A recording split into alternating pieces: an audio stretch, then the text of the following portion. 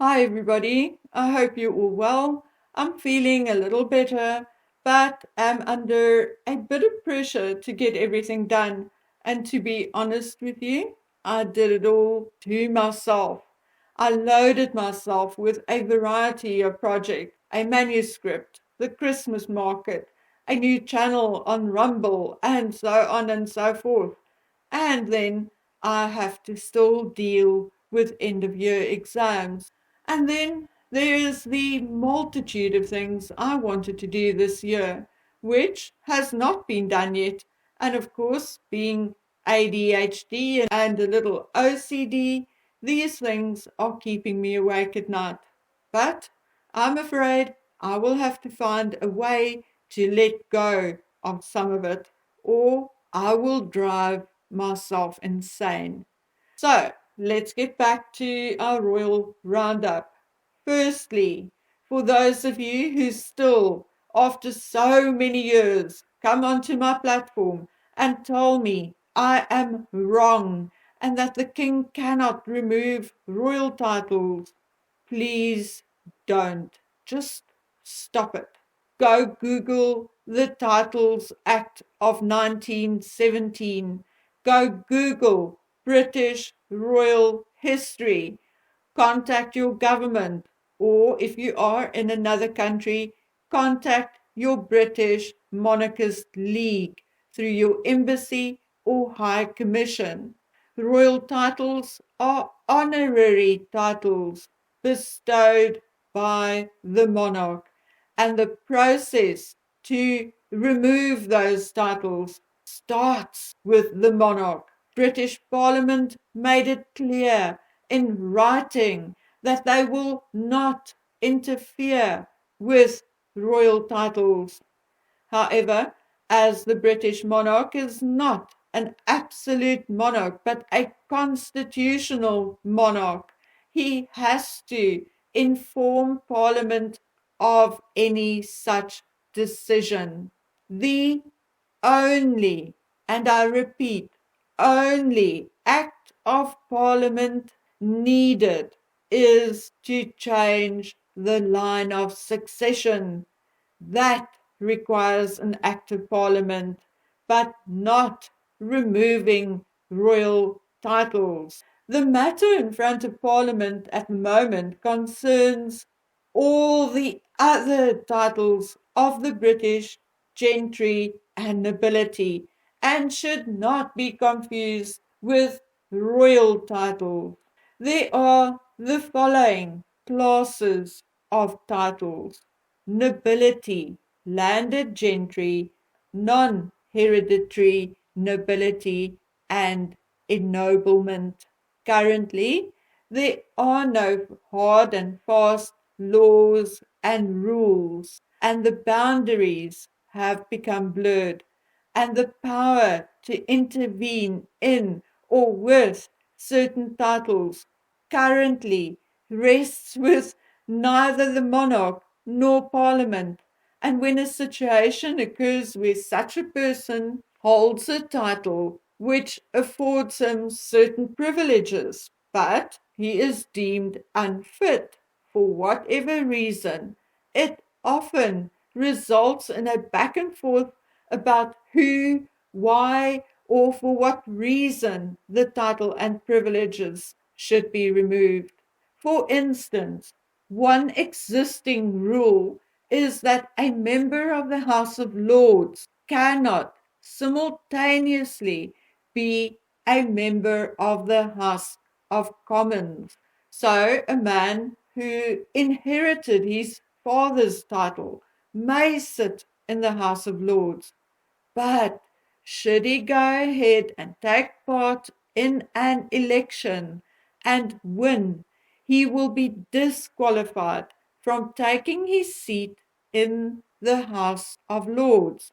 In the past, it was up to them whether they will renounce their titles or not. But as the House of Commons does not require a title, but instead to be elected by the people as the most appropriate or most popular candidate or whatever, it is felt that a title will and can provide undue influence, and that the hereditary title of someone in the House of Commons should be stripped. That is but one of the many things under discussion, and basically it is to set newer and more formal rules and to give Parliament more power in such matters, and to more clearly define the power of Parliament and the power of the monarch in such matters. However, once again, royal honorary titles are bestowed by the monarch, and in the words of a member of Parliament, and I quote, can be stripped by the monarch with a stroke of a pen. So please, please, I've looked it up. I have read the Act of 1917 and have requested an explanation from a member of Parliament, which explanation I have just quoted from. So I do not care which so-called royal expert you believe. I believe the law and those who work with it on a daily basis. I can also provide those of you who are still insisting and refusing to consider the facts with a list of the royals who had been stripped since 1917. Interestingly, though, all of them were stripped because of their blatant political affiliations. So, if Meghan Markle persists in her political pursuits, there will be every reason to strip her and Harry of their titles, that of Prince and Duke, regardless of whether the King starts the process or Parliament puts pressure on him to do so. A British royal cannot and may not interfere in foreign politics, with only one exception, and that is as an unbiased, neutral mediator in peace talks. End of story. Interestingly, and something I have just discovered while doing some research, is that recently the issue of titles on passports have become a point of discussion and contention. Yes, the article deals mostly with non-binary people, but what I found interesting is that it specifically mentions noble titles and styles towards the end of the article. I find this interesting because I have never before noticed or picked up on this being an issue on a birth certificate, passport, or any other document. I have tried to find out exactly why and what the current issues are, and contacted the one person I know who may know. And she laughed and said she did not really know the full details of the matters under discussion, but she can imagine what they are. As you may all know, British passports are all issued in the name of the sovereign, and hence the monarch or king or queen do not require a passport. King Charles himself, as the Prince of Wales, required a passport up and until the very day his mother passed away and he became king. All passports issued to British citizens, just like money and stamps, will gradually change to reflect King Charles as the new sovereign. But, she laughed, we must also remember that seeing that all other royals, including Meghan Markle, have to carry passports, eventually their passports will have to change too. She laughed and said that passports for royals had always sort of been an inside joke because usually senior royals' main title will basically replace a surname. Thus, for instance, Prince William's passport will simply state His Royal Highness William Arthur Philip Louis, the Prince of Wales, and under national status, it will state Prince of the Royal House.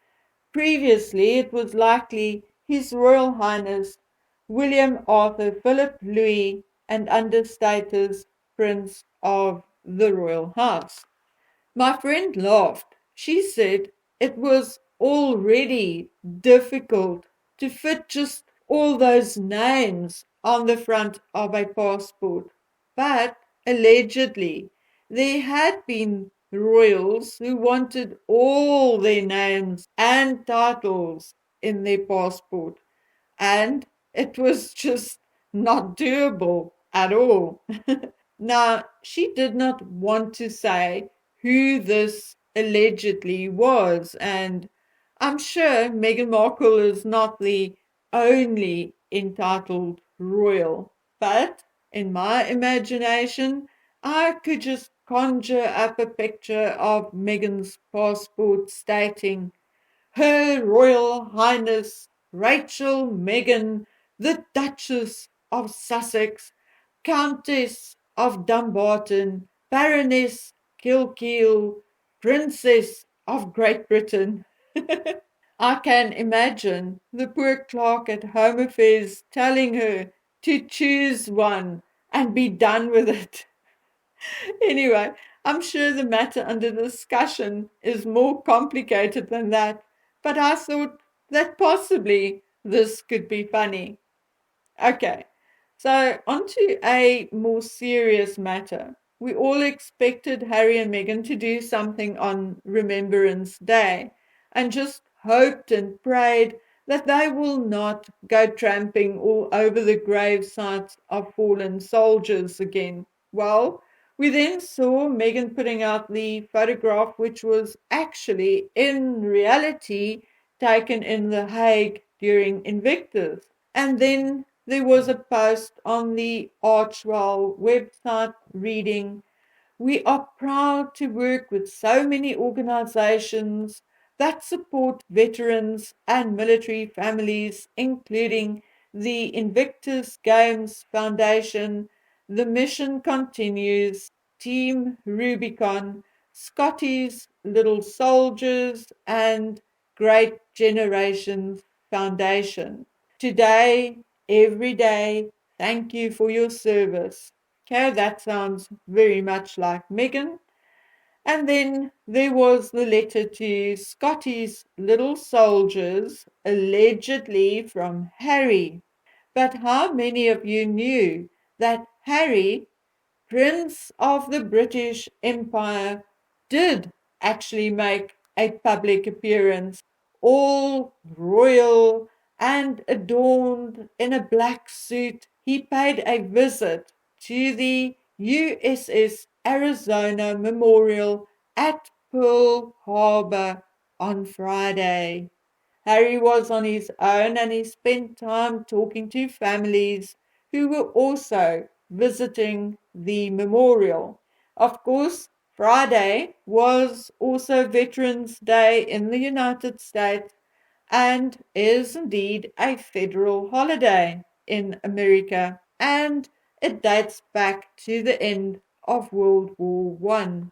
So, other than the fact that we still have Harry acting like a royal in America, we also see that Meghan had to use an old photograph from The Hague to commemorate Remembrance and Veterans Day, and that she did not accompany Harry to Pearl Harbor. So I'm asking you, what's up, folks? when is this farce of a marriage and farce of an American prince going to end? In closing, I am very upset by the news that it was announced that the King had now officially proclaimed himself Park Ranger of Windsor Great Park, a position held by his father, Prince Philip, and a position the King's brother, Prince Edward, had worked towards and stood in for his father many, many times. I find this selfish and greedy. Good Lord, isn't the ultimate title and job of king enough for this man? Is his greed and jealousy of his brothers so great that he can't bear to give them anything? I guess the title of Duke of Edinburgh, which was practically promised to Edward at birth, will also now not go to him. It is truly, truly sad, and I do not know how the Wessexes feel, but I know that I would not continue working for a firm which does not pay me my dues. Anyway, guys, between the good and the bad and the horrible of the royal family these days, the downright lack of division between right and wrong, the greed and jealousy, yet the loyalty of the likes of dear Anne and the beauty of the likes of Catherine, I still have a life to handle as well. So I'll see you guys on the next video. Until then, please take good care of yourselves. Bye.